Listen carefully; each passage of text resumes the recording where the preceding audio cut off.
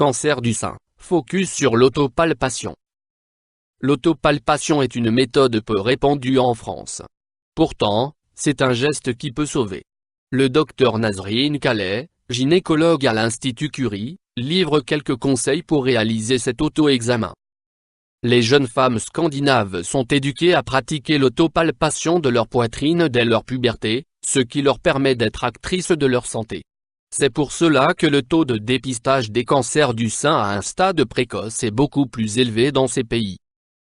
En France, cette technique est pratiquée par les gynécologues pendant la consultation, mais rares sont celles à qui l'on apprend comment reproduire ces gestes qui peuvent être salvateurs, regrette la gynécologue Nazrine Calais, qui dirigera des ateliers d'autopalpation durant le mois dédié à la sensibilisation au dépistage du cancer du sein, Octobre Rose. À partir du moment où une jeune fille commence sa vie sexuelle, avec la prise d'une contraception, elle doit pouvoir pratiquer l'autopalpation tous les 2 à 3 mois après les règles et tout au long de la grossesse, explique la spécialiste. La première étape de l'autopalpation dure environ 3 minutes, on cherche à repérer d'éventuels changements cutanés. Pour cela, il faut se placer face à un miroir, élever les bras l'un après l'autre et ainsi vérifier qu'il n'y a pas de plis, de crevasses ou de rougeurs. Pour la deuxième étape, on observe l'aspect du mamelon, en le pinçant légèrement, on vérifie qu'aucun écoulement ne se produit. Ce phénomène est normal si l'on vient d'accoucher. En revanche, si ce n'est pas le cas, il peut indiquer un dérèglement hormonal ou la présence d'un petit polype.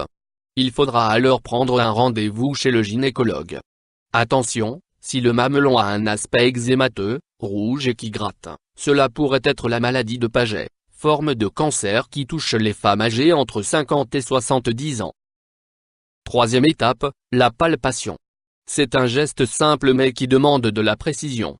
On empaume la rondeur du sein avec sa main opposée en le plaquant vers le thorax, puis, avec le bout des doigts, on fait de petits cercles.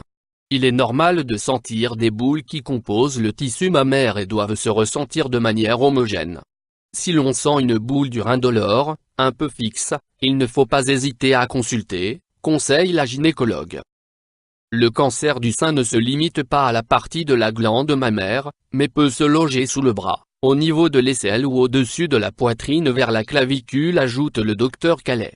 Voilà pourquoi il est indispensable de ne pas oublier de palper la zone axillaire où s'attache la glande mammaire. La présence de boules ou de ganglions peut indiquer un phénomène inflammatoire ou une anomalie plus grave, il faudra alors consulter. Finalement, on va répéter la palpation des deux seins et des zones attenantes en étant couché sur le dos, ce qui va permettre un accès plus simple de certaines zones, notamment le sillon sous-mammaire. En 2015, on a estimé le nombre de nouveaux cas à 54 000, ce qui fait du cancer du sein le cancer féminin le plus fréquent et deuxième cancer le plus répandu dans l'ensemble de la population française, après le cancer de la prostate. YouTube Dr Alabé,